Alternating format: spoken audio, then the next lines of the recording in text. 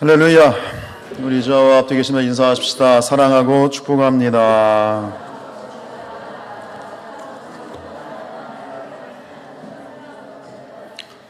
네, 반갑습니다. 이제 압살롬이 반란을 일으켜서 예루살렘 다윗성에 무혈 입성을 했지요. 그리고 그곳에 다윗은 없지만 이제부터는 우리가 지난 16장부터 보았는데 17장에서는 이제 칼 없는 전쟁, 굉장히 어떤 이 고도의 그 극렬한 심리전이 이제 벌어지게 됩니다. 그 핵심에 있는 두 사람 누구죠? 아히도벨과 후세입니다. 이 두 사람을 이제 중심으로 이 17장이 이제 이야기가 펼쳐지는데, 이 두 사람의 의견이 계략이 서로 충돌을 하죠. 서로 충돌을 하고 마침내 누가 승리하는 거예요? 우리가 오늘 본문을 14절까지만 읽었어요. 시간 관계상 14절까지 읽었지만 우리가 전체적으로 이 결과를 보려면 몇 절까지 봐야 되냐면 23절까지 봐야 됩니다. 지난주에 우리가 한번 봤죠. 23절의 내용은 무엇입니까? 아히도벨이 고향으로 돌아가서 집안을 깨끗이 청소하고 난 다음에 뭐 했다고요? 밥 먹었다고요? 잠잤다고요? 아니요, 자살했어요. 죽기 전에 집안 정리 깨끗이 하고 자살했어요. 왜냐하면 자기의 계략이 먹혀들이지 않았다 라고 하는 것이죠. 결국 이 두 책사의 어떤 충돌, 그 충돌의 결과는 결국 후세의 승리를 보여주고 있습니다. 앞에서 이제 그 무혈 입성한 이 압살롬과 아히도벨이 압살롬에게 첫 번째 계략을 지시를 하죠. 그 계략은 참 극악무도하고 참 비윤리적이고 아주 악한 그런 지시였습니다. 목적은 그거였습니다. 당신이 이제 왕이 되었으니 만방의 왕이 되었다는 것을 선포하십시오. 그런 의미에서 아버지의 후궁들과 함께 백주대낮에 모든 사람들이 보는 앞에서 동침하십시오. 그리고 그것은 또 목적이 하나 있었는데, 그로 말미암아 압살롬을 따르는 그러한 추종자들이 뭐예요? 그걸 보고 사기가 충천하게끔, 그런 어떤 가장 지극히 인간적인 목적을 가지고 아버지의 후궁들과 함께, 아버지 아내들입니다. 아버지 아내들과 함께 압살롬이 이제 동침을 하고, 그거를 이제 압살롬은 그대로 자행을 하게 되어지는데, 그 일이 끝나자마자 이 아히도벨은 다시 지체 없이 다음으로 넘어갑니다. 단계를 그냥 아주 계획대로 차근차근히 이제 밟고 넘어가는데, 두 번째 계략이 뭐냐? 그 계략은 뭡니까? 다윗 죽이기입니다. 이제 당신이 왕이 되었다는 것을 만방에 떨쳤으니 이제 본격적으로 왕을 다윗을 제거하라. 그래야 당신의 이제 이 반란이 성공을 한다라고 하는 것입니다. 그래서 오늘 본문의 1절로 3절 내용이 아히도벨의 다윗을 죽이기 위한 계략 작전입니다. 우리 1절 읽겠습니다. 시작. 아히도벨이 또 압살롬에게 이르되 이제 내가 사람 12,000명을 택하게 하소서. 오늘 밤에 내가 일어나서 다윗의 뒤를 추적하겠습니다.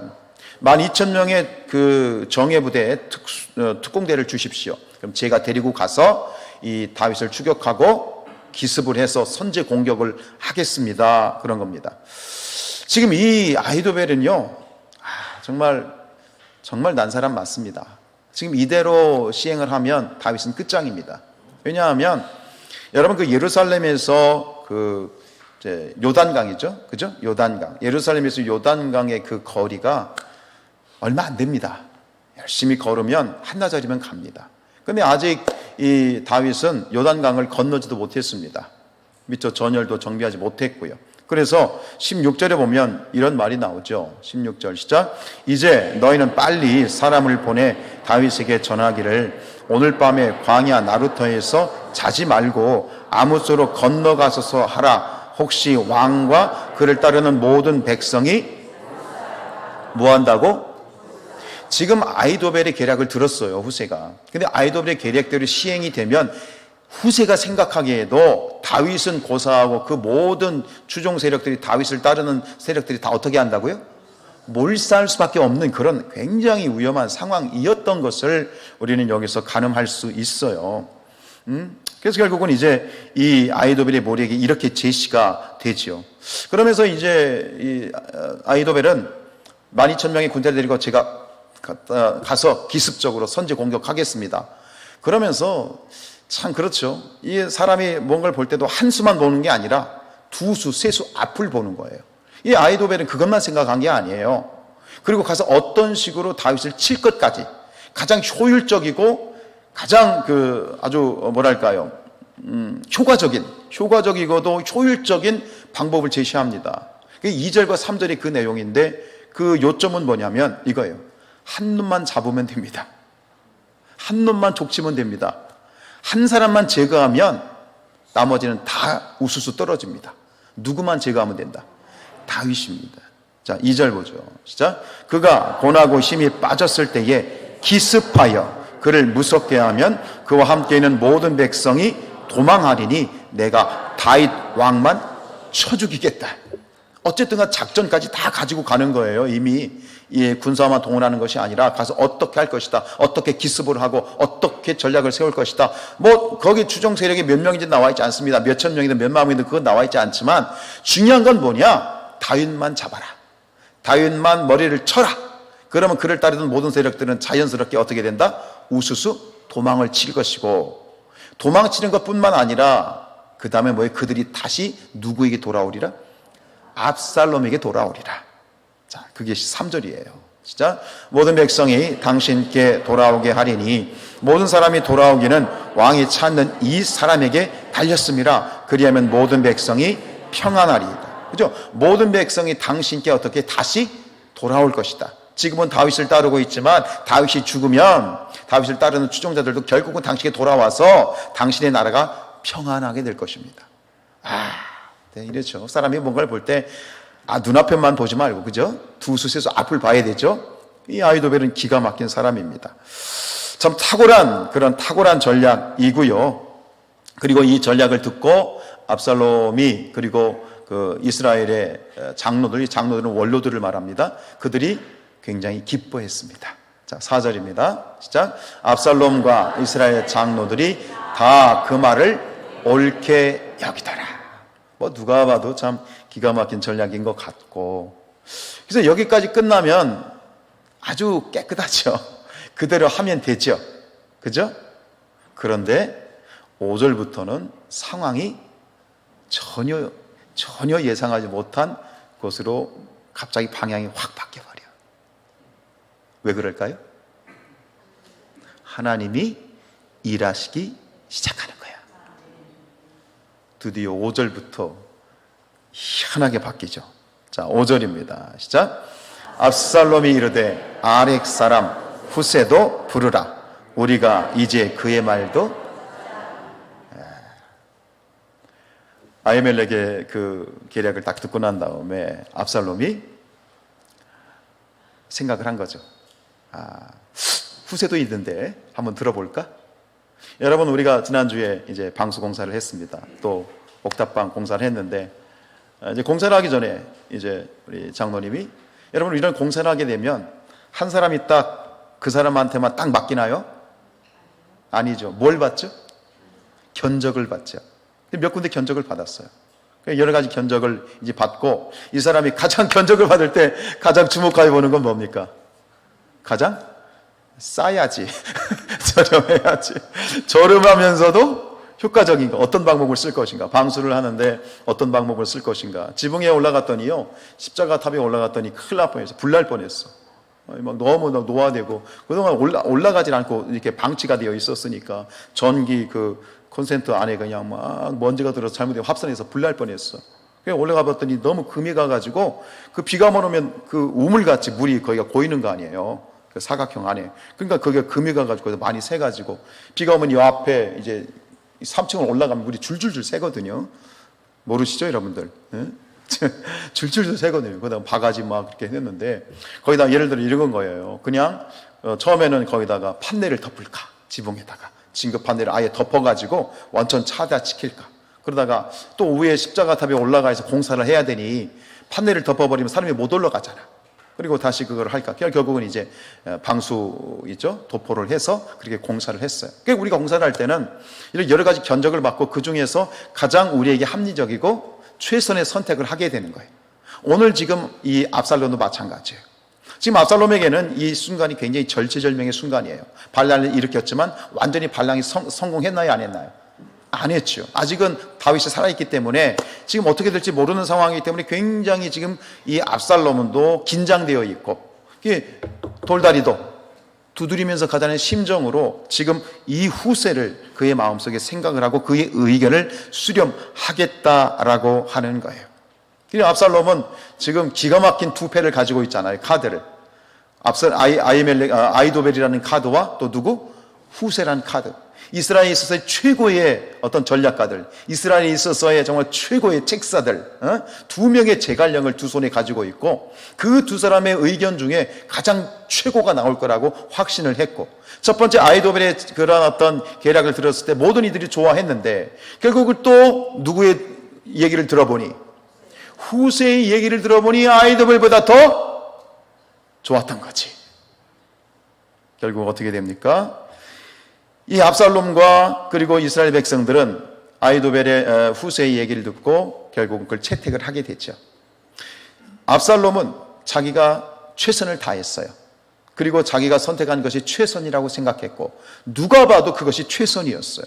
근데 압살롬의 최선은 결국 뭐가 됩니까? 최악이 됩니다. 사람의 최선은 최선이 아닙니다. 최선은 하나님께 있습니다. 원고에는 없습니다만 그런 생각이 들었어요. 예를 들어서 갑자기 교회 생각이 들더라고요. 교회가 이제 어떤 목사님이 은퇴를 하시게 되면 후임자를 이제 청빙하게 되잖아요. 근데 많은 교회들은 청빙을 해요. 그래가지고 교회 한다면 공지가 뜨면 이 청빙 서류가 많게는 수백 통이 들어와요. 나를 담임 목사로 뽑아달라. 그 교인들은 어떻게 합니까? 거기서 기도하면서 고르죠. 고르고 결국 한 분을 다음 후임 목사님으로 청빙을 해서 담임 목사로 세워요. 그러면 그 교인들이 선택한 최선이 그 교회에 오신 목사님이 교회가 하나가 되어서 교인들과 하나가 되어서 교회를 아름답게 세워갈까요? 반드시 그런가요? 요즘 보면 그렇지 않은 경우들이 굉장히 많더라고요. 다 그러면 안 되겠지만, 근데 여기서 여러 가지 우리는 많은 경우에 우리의 최선에 어떤 걸 선택하든가 결정한다든가 뭔가를 이루어가게 될 때 우리는 우리의 최선을 다합니다. 그런데 여러분, 그리스도인은요, 사람의 수고와 노력으로 최선을 하는 사람들이 아닙니다. 우리에게서의 최선은 사람의 수고와 노력이 아니라 우리의 최선은 하나님이십니다. 최선은 하나님께 있어요. 그리고 우리가 하는 최선은 뭐냐? 최선이신 하나님과 동행하는 것이고, 하나님께 집중하는 것이고, 하나님을 믿고 바라보는 것인 줄로 믿습니다. 그래야 우리의 최선이 최악이 되지 아니하게 된다라고 하는 것이죠. 여러분 한번 생각해 보세요. 만약에 이 압살롬이 처음에 아이도벨의 계략대로 이제 그렇게 했더라면 압살롬이 승리를 했을까요? 다시 말씀드리면 지금 압살롬이 패배를 한 이유는 아이도벨의 계략이 아니라 후세의 계략을 따랐기 때문에, 후세의 계략이 넘어갔기 때문에 압살롬이 망하게 된 것일까요? 다시 말씀을 드려요. 다시 이해가 안 되는 분들이 두 분이 계셔서 다시 질문 드려요. 만약에 압살롬이 아이도벨의 계략대로 12,000명을 군사를 일으켜서 다윗을 바로 추격을 했더라면, 그랬더라면 압살롬이 다윗을 죽이고 승리할 수 있었을까요?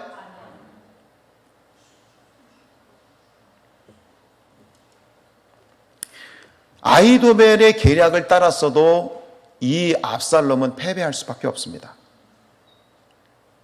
아이도벨의 계략을 물리쳤기 때문에 패배한 게 아닙니다. 압살롬이 패배한 이유는 지금 이 싸움은 압살롬이 누구를 상대로 싸우고 있는 것이기 때문입니다. 하나님을 상대로 하고 있기 때문이에요. 여러분, 다윗하고 싸우는 게 아닙니다. 결국 이 문제는 뭐냐면 아이도벨이든 후세든 어떤 계략을 선택하든 이 싸움은 처음부터 패배한 싸움이었어요. 누구를 상대한 거예요? 누구한테 덤빈 거예요? 누구하고 싸우자는 거예요? 지금 하나님과 싸우자고 덤빈 것이기 때문에 그렇습니다. 사무엘상 2장 30절입니다. 시작. 내가 존중히 여기고 나를 멸시하는 자를 내가 경멸하리라. 여러분, 지금 다윗을 상대로 싸우지만 다윗은 누구입니까? 그리고 이스라엘이라는 나라는 어떤 나라입니까? 이스라엘은 그냥 나라가 아닙니다. 일반적인 나라가 아닙니다. 이스라엘은 하나님이 선택한 선택받은 선민이고 그리고 제사장의 나라입니다. 다윗은 누가 세운 왕입니까? 하나님이 세운 왕입니다. 즉 다윗을 공격한다는 것은, 다윗을 상대한다는 것은, 다윗을 멸시한다는 것은 누구를 멸시하는 것이고 누구를 공격하는 것이고 누구하고 싸우겠다는 것입니까? 하나님과 싸우는 것입니다. 그렇기 때문에 이 싸움은 절대로 성공할 수가 없는 것입니다. 여러분, 우리의 최선은 하나님이십니다. 우리의 최선은 하나님을 선택하는 것이지 내 생각대로, 내 계략대로, 아이도베의 계략대로, 그 기가 막힌 정말 계략대로 사람의 수고와 노력으로 애쓰면 승리할 수 있고 나라를 차지할 수 있다? 천만의 말씀입니다. 하나님을 상대하고 하나님을 맞서는 자들은 그 누구도 감히 어떻게 하나님을 맞설 수가 있겠습니까? 여러분, 우리 그리스도인의 삶은 뭐냐?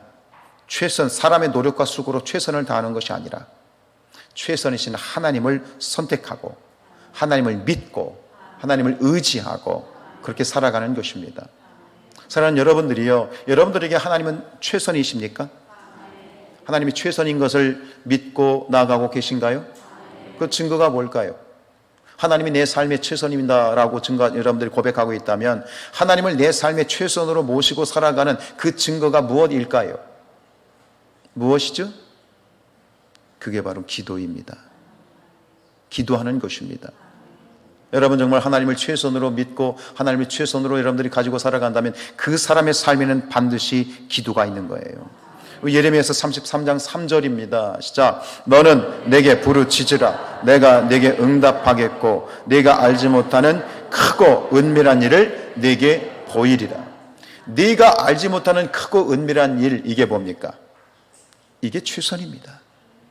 우리는 모릅니다. 네가 알지 못한다고 그랬잖아요. 크고 은밀한 일, 최선, 무엇이 최선인지를 우리는 모릅니다. 누구는 아십니까? 하나님이 아십니다. 하나님이 최선입니다라고 고백하는 사람들은 최선이신 하나님께 최선의 답을 구하기 위해서 늘 깨어 근신하여 기도하고 하나님께 묻고, 하나님 무엇이 나에게 최선입니까? 하나님을 사랑하는 자, 곧 그의 뜻대로 부르심을 입은 자들에게는 모든 것이 합력하여 무엇을 이룬다? 선을 이룬다. 어떻게 해요? 하나님께 기도하며 나가야 돼요. 묻고 나가야 돼요. 내 머리, 내 지혜, 내 경험, 내 배움 아니요. 봤잖아요. 사람의 최선은 최악일 수 있어요. 그리고 사람의 최선이 최악인 경우가 더 많아요. 왜요? 하나님이 최선인 줄로 믿습니다. 다윗의 생애를 보면 그렇습니다. 위태위태해요. 지금은 굉장히 넘어질 것 같고 죽을 것 같고 누가 봐도 지금 이렇게 가다가는 다윗이 실패할 것 같고, 근데 결코 다윗은 실패하지 않고 마침내 이 모든 압살롬의 반란을 제압하고 난 다음에는 이제 마지막까지 전무후무한 이스라엘의 최고의 성군으로 그의 인생을 마칩니다. 왜 그렇습니까? 다윗은 하나님이 최선이었기 때문에. 그리고 다윗은 어떤 사람이었어요? 하나님께 늘 기도하는 사람이었기 때문에. 그 다윗의 기도가, 그 증거가 어디에 남아 있습니까? 시편입니다. 오늘도 우리가 시편 143편 압살롬의 그런 반역 가운데 회개했던 기도를 우리가 보았지 않아요? 여러분, 그리스도인은 자신의 수고와 노력과 최선으로 살아가는 사람들이 아닙니다. 여러분, 사람의 최선을 다하지 마시고요, 최선이신 하나님을 믿고 하나님과 동행하고 그리고 최선이신 하나님께 기도함으로 살아가는 그런 저와 여러분들 될 수 있기를 주님의 이름으로 축복합니다. 자, 6절 말씀 읽겠습니다. 시작. 후세가 압살롬에게 이르매 압살롬이 그에게 말하여 이르되 아히도벨이 이러이러하게 말하니 우리가 그 말대로 행하랴? 그렇지 아니하거든 너는 말하라 그랬습니다. 이제 하나님께서는 이 아히도벨과 압살롬의 반란을 이제 꺾으시고 멸하시기 위해서 후세를 적극적으로 사용하십니다. 사용하시긴 하지만 이제는 누가 앞서서 일하기 시작하십니까? 하나님이 일하기 시작하시는 겁니다. 그런데 하나님이 일하시는 모습이요, 오늘 후세를 통해서 나타나는 거예요. 후세가 일하는 모습은 결국 누가 일하는 모습이야? 하나님이 일하는 모습인데요, 그 하나하나가요 기가 막히게 너무너무 맛깔나고 재미있어요. 오늘 이 7절, 6절도 마찬가지예요. 여러분, 우리가 아까 이제 뭘 받는다고 그랬죠? 견적을 받잖아요. 그러면 내가 어떤 공산을 할 때 견적을 하나 받았어요. 그럼 그 사람에게 견적을 받을 때 이 사람이 견적 좀 하나 내주세요. 그러면 앞 사람이 이렇게 견적을 냈는데 당신도 한번 내주세요. 그렇게 말합니까? 아니면 그냥 견적을 내주세요. 그럽니까? 그렇죠. 이건 비밀리에 붙여야 되는 거죠. 어떻게 낼지 모르니까. 근데 여기 보세요. 지금 이 압살롬이 후세에게 견적 좀 하나 줘봐 이렇게 얘기합니다. 근데 뭐라고 얘기하죠? 아히도벨이 이렇게 견적을 냈어 하면서 모든 정보를 다 알려줘. 보세요. 아히도벨이 이러하게 말하니 우리가 그 말한 대로 행하랴? 그렇지 아니하거든 넌 말하라. 말도 안 되는 행동을 하고 있는 거예요. 그러니까 그 정보를 다 준 거예요. 아히도벨의 모략 계략을 다 준 거예요. 그러니까 그걸 가지고 이 후세가 하나님이 지혜 주시는 지혜를 가지고 하나하나 반박을 하는 거예요. 그게 맞지 않습니다. 반박을 하고 제 의견이 맞습니다라고 하는 객관적인 계략을 세울 수 있는 모든 근거를 빌미를 다 주고 있는 거예요. 보세요. 자, 우리 7절입니다. 시작. 압살롬에게 이르되 이번에는 아히도벨이 베푼 계략이 좋지 않습니다. 이게 말도요 잘해야 돼요. 여러분, 하나님이 여러분들이 입술의 지혜가 있기를 축복합니다. 아다르고 어다른 거예요. 먼저 뭐라고 말하냐면 이번에는 아닙니다라고 얘기하는 거예요. 그러니까 지난번에 계략은 뭐였어? 후궁하고 아버지의 그죠? 아내들하고 동침하는 그 계략은 인정하는 거 이미 끝난 거니까 그거는 뭐 괜찮은 것 같은데 이번에는 아닌 것 같아요. 그러면서 이렇게 굉장히 아주 부드럽게 들어가고 있지요. 그러면서 반박을 하기 시작합니다. 8절입니다. 시작. 또 우세가 말하되 왕도 아시거니와 왕의 아버지와 그의 추종자들은 용사라. 여기서 주목해야 될 단어가 있어요. 참 말의 지혜가 있어요. 이 시간은 우리 사랑하는 성산의 모든 가족들에게 입술의 지혜가 있길 축복합니다. 말의 지혜가 있길 축복합니다. 화법의 지혜가 있길 축복합니다. 뭐라고 말하냐면 왕이시여 왕도 아시지 않습니까? 이렇게 얘기합니다. 여러분, 우리가 누군가 대화를 할 때 이렇게 대화합니다. 너도 알잖아. 너도 알잖아. 그렇게 얘기하면 어떤 느낌이 드세요? 너도 알잖아. 그러면은요. 진짜 아는 것 같아. 근데 내가 몰라. 내가 알아둔 걸 까먹었나? 혹은 내가 이거를 인정해야 될 것 같아. 이를 궁지로 몰아가는 거예요. 이 고도의 화수를 지금 이해를 못하고 있는 분들이 굉장히 많은데 또 그 말을 써요. 10절입니다. 시작. 이는 이스라엘 무리가 왕의 아버지는 영웅이요 그의 추종자들도 용사인 줄을 압니다. 왕이시 아시죠? 그런데 이번에는 누가 다 알고 있어? 이스라엘의 백성들도 다 아는 사실입니다. 아시잖아요. 백성들도 다 알거든요. 그러니까 반박을 못하는 거예요. 이 후세의 말을 인정할 수밖에 없게끔 이 사고의 구퉁이로 몰고 가는 거예요. 인정할 수밖에 없게 만들고 있는 것이지요. 아이고 참 입술의 지혜가 있길 축복합니다. 그러면서 이렇게 반박합니다. 8절입니다. 시작. 또 후세가 말하되 왕도 아시거니와 왕의 아버지와 그의 추종자들은 용사라. 그들은 들에 있는 곰이 새끼를 빼앗긴 것 같이 격분하였고 왕의 부치는 전쟁에 익숙한 사람인즉 백성과 함께 자지 아니할 것입니다. 무슨 말이냐면 지금 저들이요 독이 바짝 올라 있습니다. 이 발라도 인해서 저기 독이 바짝 올라 있고요. 아시는 것처럼 지금 피신을 가고 있지만 다윗 왕과 그 부하들은 전쟁터에서 잔뼈가 굵은 사람들입니다. 전쟁에 뭐한 사람들이에요? 전문가들입니다. 겁을 주는 거죠. 한번 딱 물러서게 만드는 거죠. 그 다음에요 9절 시작. 지금 그가 어느 굴에나 어느 곳에 숨어 있으리니 혹 무리 중에 몇이 먼저 엎드러지면 그 소문을 듣는 자가 말하기를 압살롬을 따르는 자 가운데 패함을 당하였다 할지니라. 여러분 다윗이요 숨어 다닐 때 어디에서 기거했죠? 사울 왕한테 숨어 다닐 때 어디에서 숨어 다녔어요? 굴이요. 굴에는 전문가예요. 땅굴이 전문가예요.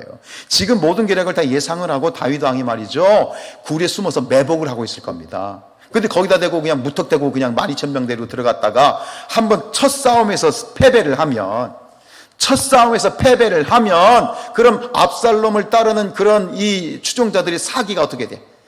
땅바닥에 떨어지게 됩니다. 첫째가 중요한 겁니다. 처음 싸움에서 승리해야지 처음에서 실패해버리면 그 다음에는 기약이 없습니다.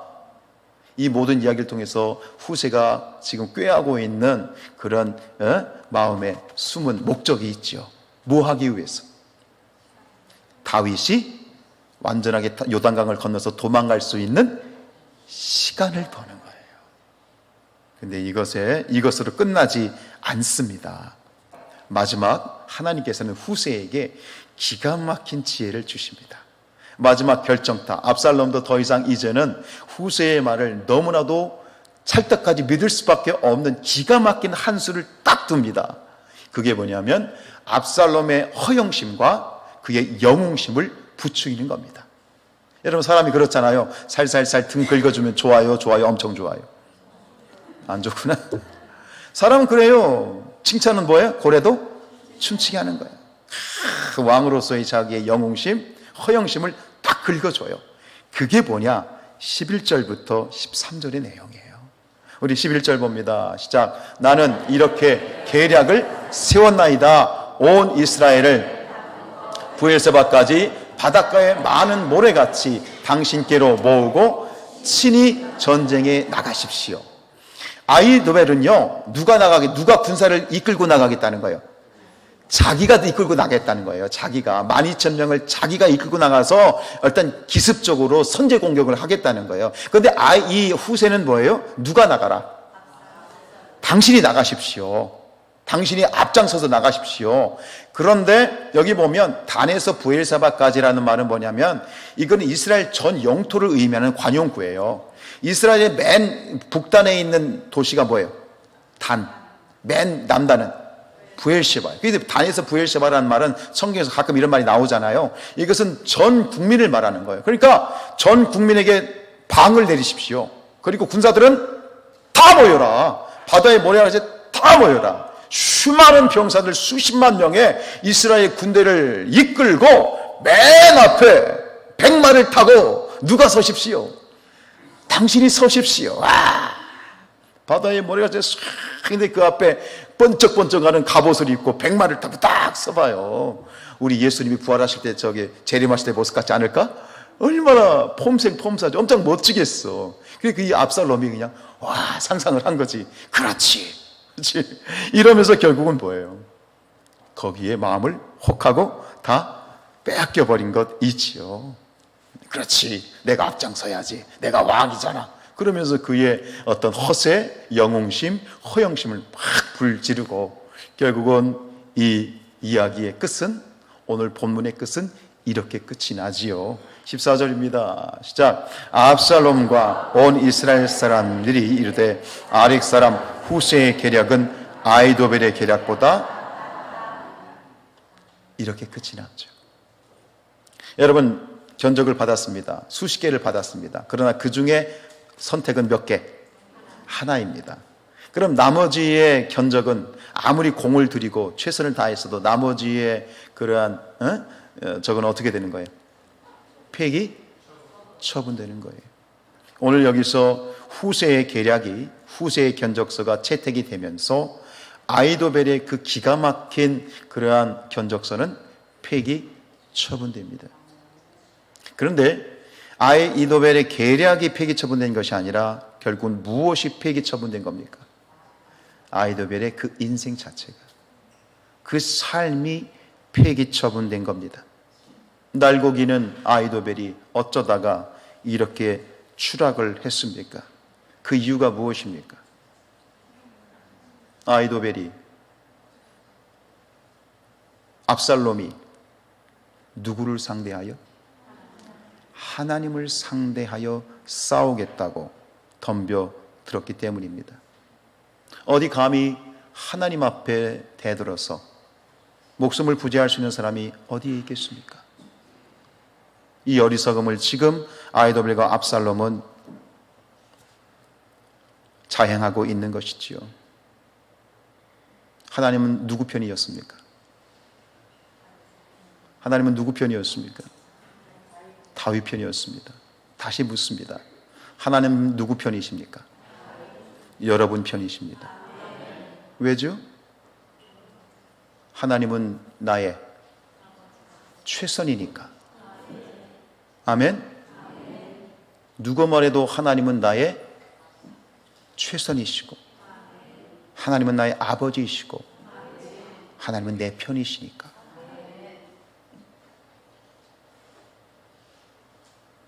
여러분, 다윗, 이 모든 것, 오늘 이야기에는 다윗은 등장하지 않습니다. 근데 오늘 이야기의 모든 바탕은 무엇 위에 있냐면 다윗의 기도 위에 있습니다. 이 이야기에 다윗은 등장하지만 이 모든 역사가, 이 기가 막힌, 정말 생각하면 생각할수록, 묵상할수록 이 얘기가 너무너무 재미있잖아요. 근데 이 놀라운 이야기들이 펼쳐지는 것은 그 안에, 그 밑에 뭐가 깔려있기 때문에, 다윗의 기도가 깔려있기 때문이에요. 우리 시편 3편 1절 있습니다. 시작. 여호와여 일어나소서, 나의 하나님이여 나를 구원하소서. 주께서 나의 모든 원수의 뺨을 치시며 악인의 일을 꺾으셨나이다. 오늘 우리가 새벽에 시편 143편을 봤습니다. 압살롬의 사건을 보면 이 사무엘 말씀에는 압살롬의 사건에 대해서 다윗이 어떠한 액션을 했는지 나오지 않지만, 오늘 말씀을 보았더니요, 시편을 봤더니 이 다윗이 하나님 앞에 회개하며 기도했어요. 하나님, 이 모든 압살롬의 사건은 누구의 죄 때문입니다? 나의 죄 때문입니다.